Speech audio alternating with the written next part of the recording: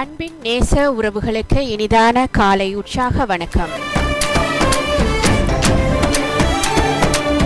இன்று மார்ச் மாதம் 4ஆம் திகதி புதன்கிழமை 2015ஆம் ஆண்டு. சிறப்பான அழகான ஒரு காலை வேளையில் மீண்டுமாய் புதன் பரப்பில் இணைந்திருக்கின்றோம். இந்த அற்புதமான காலை வேளையை அழகாக ஆரம்பம் செய்து வைத்ததே நேற்றைய இரவு சன்ரைஸ் செய்திகளின் மீள் ஒளிபரப்பு. செய்திகளோடு இணைந்து செய்திகளை வாசித்தளித்த அனைத்து உறவுகளுக்கும் வாழ்த்துக்களை இணைத்துக் கொண்டபடியே ஒளியமைப்போடு இணைந்து தன் பங்கை அழகாக செய்த அதிபர் நடாமோகன் அவர்களுக்கும் வாழ்த்துக்களை இணைத்துக் கொண்டபடியே தொடர்ந்து சர்வதேச புதுக்கிருபை தேவ சபையினரின் பக்கமான நற்சிந்தனைகள் கேட்டீர்கள், பார்த்தீர்கள், பரவசமாகியும் இருப்பீர்கள் என்று நம்புகிறேன். நாளும் சிந்தனைகளை தந்து காலை வேளையை அழகுபடுத்தும் தேவ சபையினரை நன்றியோடு நினைத்து கொண்டபடியே இன்றைய சிந்தனையை அழகாக இணைத்து தந்த சகோதரர் அருள்மோகன் அவர்களுக்கும் நன்றிகளை கூறிக்கொண்டு டிவி லண்டன் தமிழ் வானொலி பார்த்து கொண்டும் கேட்டுக்கொண்டும் இருக்கிறீர்கள். ஃபர்ஸ்ட் ஆடியோ கலையகத்திலிருந்து வளமை போலவே உற்சாகமான அழகான காலை பொழுது எங்களுக்காய் தம் புலர்வை தந்திருக்கின்றது. இந்த புலர்வின் அற்புதங்களையும் சிறப்புகளையும் அழகாய் நாம் இந்த நேரத்தோடு காலத்தோடு நிமிஷத்தோடு இணைந்து அதற்குள் இருக்கின்ற பயன்களை நாமும் தேடி ஓடி பெற்றுக்கொள்வோம் என்ற நம்பிக்கையோடு இந்த நேரத்தை இந்த நிமிஷத்தை எமக்காய் தந்த படைத்த இறைவனையும் நன்றியோடு நினைத்து கொண்டபடியே எல்லாருக்கும் இன்றைய நாள் மட்டுமல்ல எல்லா நாளும் நல்ல நாளாக அமையட்டும் என்ற இறை பிரார்த்தனையை முன்வைத்து கொண்டபடியே என் பக்கம் மிக நலமாக உற்சாகமாக இருக்கிறேன். உங்கள் பக்கம் நலம் எப்படி, உற்சாகம் எப்படி என்றும் ஒரு முறை மெல்லமாக உங்களையும் கேட்டுக்கொண்டபடியே புதன் பரப்பின் அழகான சிறப்பான நிகழ்வுகள் இன்றும் கூட உங்களை மகிழ்வுபடுத்தவே செய்யும் என்ற ஒரு நம்பிக்கையோடு உறுதியோடு உங்கள் முன் இந்த ஒரு அறிவிப்பையும் விட்டு கொண்டபடியே பாடல்கள், சிந்தனைகள், இலக்கியம், விந்தை செய்தி மற்றும் குடும்பம் கோலயம் ஆகிய நிகழ்வுகள் இன்று பாகம் ஒன்றை அழகுபடுத்த மகிழ்வுபடுத்த காத்திருக்கின்றது. தொடர்ந்து 8 மணிக்கு உலகோடு ஒரு முறை வலம் வர திரு யோகரட்னம் அவர்கள் உலக செய்திகளோடு உங்களோடு இணைந்து கொள்வார். தொடர்ந்து 9:15க்கு சன்ரைஸ் இரவு செய்திகள் இடம்பெறும். அதனைத் தொடர்ந்து ஓவிபி பக்கமான சிறப்பு பார்வையோடு இணைந்து கொள்வார் அதிபர் நடாமோகன் அவர்கள். எனவே இவ்வளவும் இன்றைய நாளின் நிகழ்ச்சி முன்னோட்டமாக இருக்க, இனி ஏதாவது மாற்றங்கள் வரும் போது வருமாயின் நான் அல்லது வாணிமோகன் அவர்கள் உங்களோடு அறிய தந்து கொள்வார் என்று நம்புகிறேன். ஆம், www.firstaudio.net பக்கத்தில் இன்றைய நாளின் எல்லா நிகழ்வுகளும் சிறப்பான பக்கங்கள் அங்கு பதியப்பட்டிருக்கின்றன. மட்டுமல்ல, நேற்றைய செய்திகளின் பக்கம் ஓவிபி பக்கமான சிறப்பு பார்வை அங்கு பதியப்பட்டிருக்கின்றது. மட்டுமல்ல, செய்திகள் எல்லாமுமே அங்கு பதியப்பட்டிருக்கின்றது. ஒரு சுவைக்க ஒரு காணொலியும் அங்கு இருக்கிறது. எனவே சுவைக்கலாம். உங்கள் கருத்துக்களையும் அந்த சுவையின் பக்கமாக, சுவாரஸ்யத்தின் பக்கமாக எழுதலாமே என்றும் உங்களையும் கேட்டுக்கொண்டபடியே அழகாக குட்டி குட்டி செல்வங்கள் எல்லாம் அங்கு தங்களுடைய குரலை காட்டி, தங்களுடைய உருவத்தை காட்டி அழகாக தங்கள் எண்ணங்களை எல்லாம் அங்கு பதிந்திருக்கின்றார்கள். தங்கள் படைப்பு திறன்களை அங்கு மெருகுபடுத்தி காட்டியிருக்கின்றார்கள். எனவே அவர்களின் பக்கமான உற்சாகம், ஊக்குவிப்பு எல்லாமுமே உங்களின் பக்கமாக இருக்கிறது, பொறுப்பாக இருக்கிறது. எனவே அவர்கள் பக்கமாகவும் உங்கள் கரங்கள் மெல்லமாக அசையட்டும் என்று கேட்டுக்கொண்டபடியே அசையட்டும், இன்னும் விரிவடைய செய்யட்டும் என்று சொல்லிக்கொண்டு இந்த நாளை உற்சாகமாக அழகாக வரவேற்றுக் கொள்வோம். எனவே முதலில் நாங்கள் சமய சிந்தனைகளுக்குள் நுழைந்து திருப்பி காலை சிந்தனைகள், தவக்கால சிந்தனைகள் என்றெல்லாம் இருக்கிறது. எனவே உங்களை தயார்படுத்தி வைத்துக் கொள்ளுங்கள். மட்டுமல்ல, நான் மிக உற்சாகமாக இருக்கிறேன். இந்த நேரம் மிக மிக உற்சாகமாக நகர வேண்டும். இந்த நாள் மிக மிக சுறுசுறுப்பாக இயங்க வேண்டும். நாளோடு இணைந்து, பொழுதோடு இணைந்து நாங்கள் எங்களுக்கான பயன்களை எனக்கான மட்டுமல்ல இந்த நேரத்துக்குள் இணைந்து நாங்கள் சிறப்பான தகவல்கள் பரிமாறிக்கொண்டு பயனை பெற்றுக்கொள்ள உறுதி எடுத்துக்கொண்டு நாங்கள் முதலில் ரம்சியா சமீம் அவர்களை அழைத்துக் கொள்ள வேண்டிய தேவை இருக்கிறது.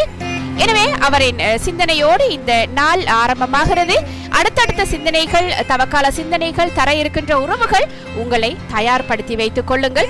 விறுவிறுவென்று கடகட என்று ஓடி ஓடி நகர்ந்து கொள்வோம். சிறப்பான பொழுதுகள் உற்சாகமாகவே நகரட்டும் என்ற வேண்டுதலோடு முதலில் நாங்கள் ரம்சியா சமீம் அவர்களை அழைப்போமா?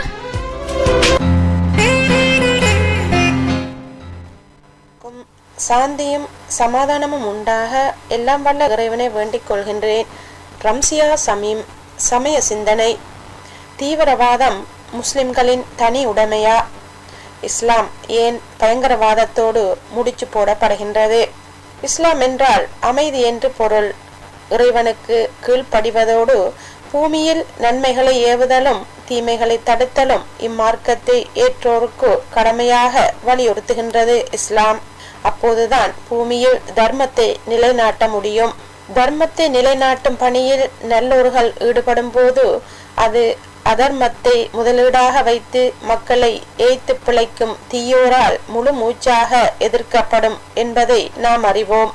அவர்களால் அதை வேடிக்கை பார்த்து கொண்டு நிற்க முடியாது. ஏனெனில் தர்மம் வளர்ந்தால் மக்கள் விழிப்புணர்வு பெற்று விடுவார்கள். மக்கள் விழிப்புணர்வு பெற்றுவிட்டால் பிறகு தங்களின் மோசடி தொழிலும் சுரண்டல் வியாபாரங்களும் பெரும் பாதிப்புக்குள்ளாகும் என்பதையும் தங்களின் ஏகாதிபத்தியம் ஆட்டம் காணும் என்பதையும் நன்றாகவே உணர்ந்துள்ளார்கள். தர்மம் பரவும் போது என்ன நடக்கும்? மக்கள் அதாவது ஒரே ஒரு இறைவனை மட்டுமே தங்களுடைய வணக்கத்திற்கு உரியவனாக ஏற்றுக்கொள்வார்கள். அந்த இறைவனின் கட்டளைகளுக்கு உட்பட்டு பூமியில் நன்மையை ஏவவும் தீமையை தடுக்கவும் பாடுபடுவார்கள். பூமியில் மானிட சமத்துவத்தையும் சகோதரத்துவத்தையும் நிலைநாட்டவும் கலகங்களும் குழப்பங்களும் அற்ற அமைதி மிக்க வாழ்வை நிலைநிறுத்தவும் தன்னலம் கருதாது ஈடுபடுவார்கள். இம்முயற்சியில் தங்கள் உயிர்களையும் அர்ப்பணிக்க தயங்க மாட்டார்கள். தர்மம் பூமியில் நிலைநாட்டப்பட்டால் அங்கு இனம், மொழி, நிறம் இவற்றின் அடிப்படையிலான ஏற்றத்தாழ்வுகள் மறைந்து சகோதரத்துவம் நிலை பெறும். இழந்து போன மனித உரிமைகள் மீட்டு கொடுக்கப்படும்.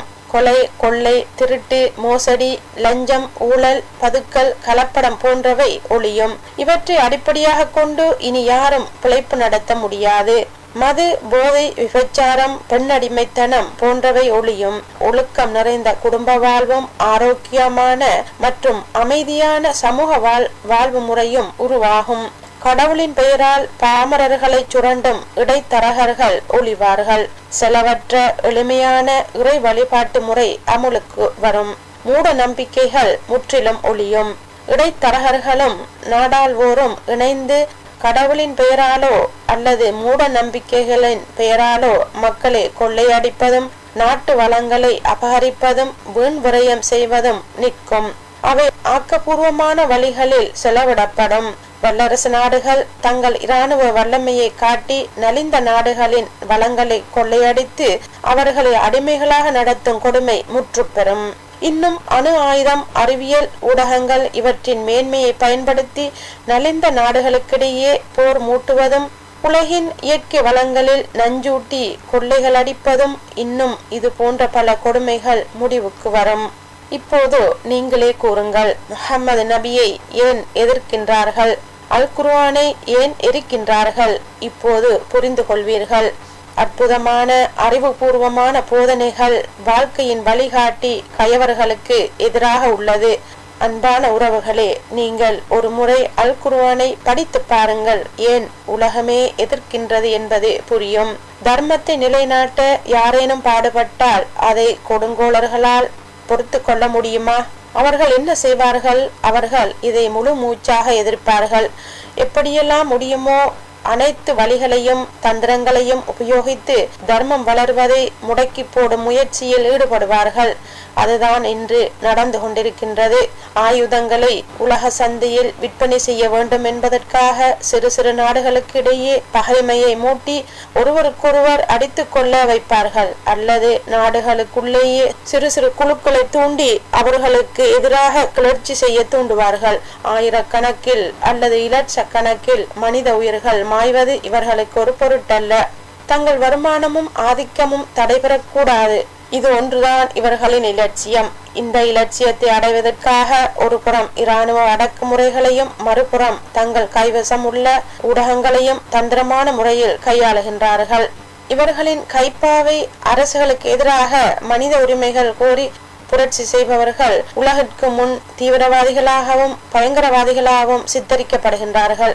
இவர்கள் தங்கள் ஆதிக்கத்திற்குள் கொண்டு வர நினைக்கும் நாடுகளுக்குள் கிளர்ச்சியாளர்களை உருவாக்கி அவர்களை உலகிற்கு முன் புரட்சியாளர்களாகவும் போராளிகளாகவும் சித்தரிக்கின்றார்கள். அப்படிப்பட்ட நாடுகளில் கிளர்ச்சியாளர்களுக்கு இராணுவ பலமளித்து அந்நாடுகளை கைப்பற்றி கிளர்ச்சியாளர்களின் தலைவரை தங்கள் கைப்பாவை அதிபராக நியமிப்பார்கள். அண்மை காலமாக ஊடகங்களில் பரபரப்பு செய்தியாக ISIS பற்றிய தகவல்கள் வெளிவந்த வண்ணம் உள்ளன. இன்றைய இலத்திரனியல் ஊடகங்களில் இவர்களது வீரதீர செயல்கள் மட்டுமின்றி இவர்களால் நடாத்தப்பட்டதாக கூறப்படும் கொடூர கொலைகளும் வெளிவந்து மக்கள் குழப்பத்திற்குள்ளாகி உள்ளனர்.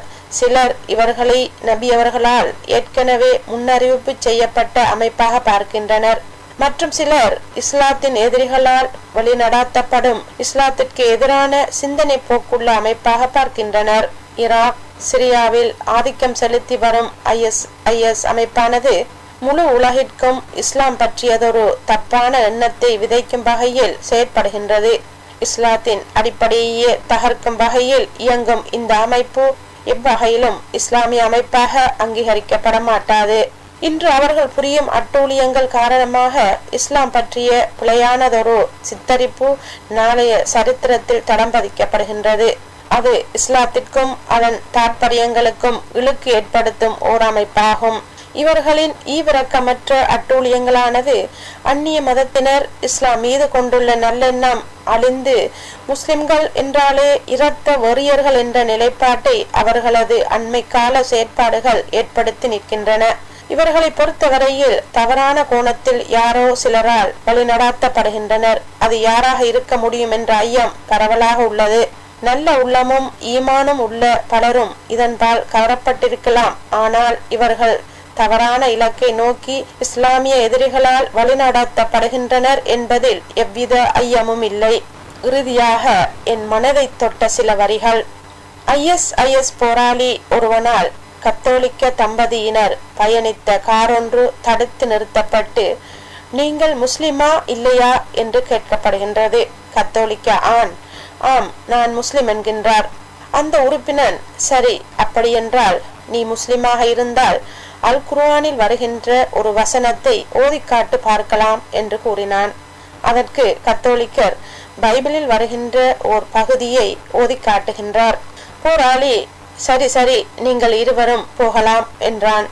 அதற்கு கத்தோலிக்கரின் மனைவி என்ன என்ன பைத்தியக்கார வேலையை செய்தீர்கள்? அந்த மனிதன் உங்களிடம் குர்ஆனை ஓதச் சொன்னால் நீங்கள் பைபிளை ஓதினீர்களே. நீங்கள் சொன்னது பொய் என்று தெரிந்திருந்தால் அவன் நம் இருவரதும் கழுத்தை அல்லவா வெட்டியிருப்பான்.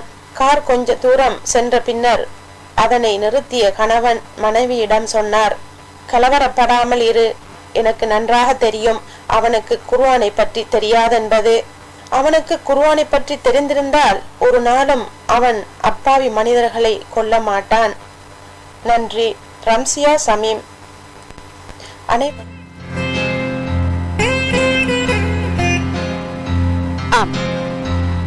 ரம்சியா சமீம் அவர்கள் சமகாலத்தில் முஸ்லிம்கள் எதிர்நோக்கி கொண்டிருக்கும் ஒரு பிரச்சனையை மையமாக வைத்து தன்னுடைய சிந்தனையை நகர்த்தியிருந்தார். தீவிரவாதம் முஸ்லிம்களின் தனி உடைமையா? தீவிரவாதத்துடன் ஏன் முஸ்லிம்கள் முடிச்சு போடப்படுகின்றனர் என்ற தலைப்பினுடான சிந்தனையை அழகாக தந்திருந்தார் ரம்சியா சமீம் அவர்கள். மிக்க நன்றியை அவர் பக்கமாக இணைத்து கொடுத்தபடியே ஆர்வத்தோடு சிந்தனைகளை அவரும் இணைக்கின்றார், நாங்களும் கேட்கின்றோம். மிக்க நன்றி.